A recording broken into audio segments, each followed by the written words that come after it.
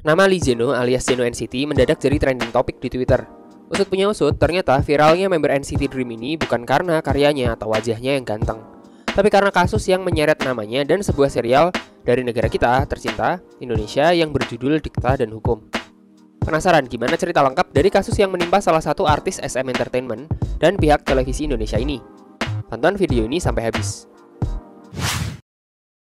Sekilas tentang Dikta dan Hukum. Semua ini berawal dari kemunculan sebuah alternate universe atau AU yang dipublikasiin sama K. Jeffrian pada Agustus 2020 yang berjudul Dikta dan Hukum. FYI, AU adalah sebuah cerita fiktif yang umumnya beredar di kalangan media sosial.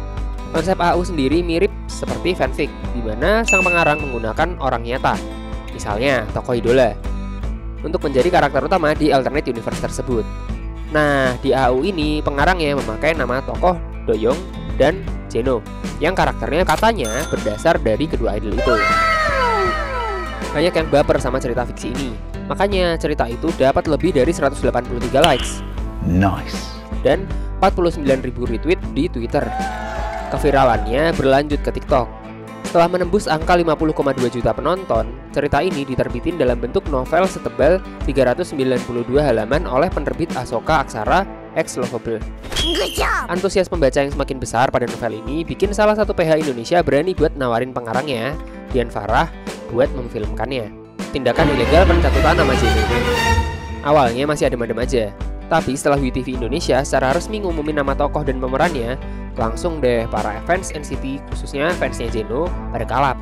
Ternyata pas udah jadi serial, nama Doyoung diubah jadi Dikta dan jadi tokoh utama. Sementara yang Jeno masih tetap dan gak diubah sama sekali. Bagi fans, Jeno gak cuma nama pribadi, tapi juga semacam merek yang mempengaruhi reputasi si idol. Berhubung si pengarang ngeklaim kalau karakter tokoh Jeno terinspirasi dari sosok Jeno NCT, fans takut kalau itu bakal mempengaruhi image idol mereka. Sebenarnya sebelum dirilis sebagai serial, para fans udah memperingatkan si pengarang untuk ganti nama karakter Jeno, tapi nggak digubris. Tambah kebakaran jenggot lagi, setelah fans tahu kalau pengarang dan pihak WeTV belum meminta izin SM soal ini.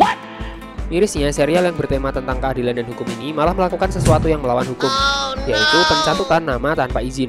Kontroversi ini bikin salah fokus. Orang-orang udah nggak pada perhatian sama jalan cerita, atau paling nggak kepo gimana nasib si tokoh utama, Dikta. Nah, ini mereka malah lebih penasaran sama akhir dari kontroversi penggunaan secara ilegal nama Jeno.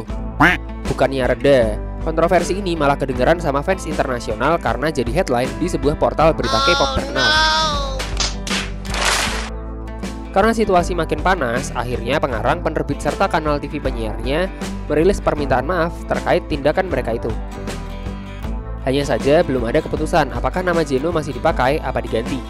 Karena dari ketiga pihak itu minta waktu ke para fans buat nemuin solusi yang semoga bisa nguntungin semua pihak. Cukup ribet ya masalahnya. Kita tunggu aja gimana solusi yang diambil buat masalah ini.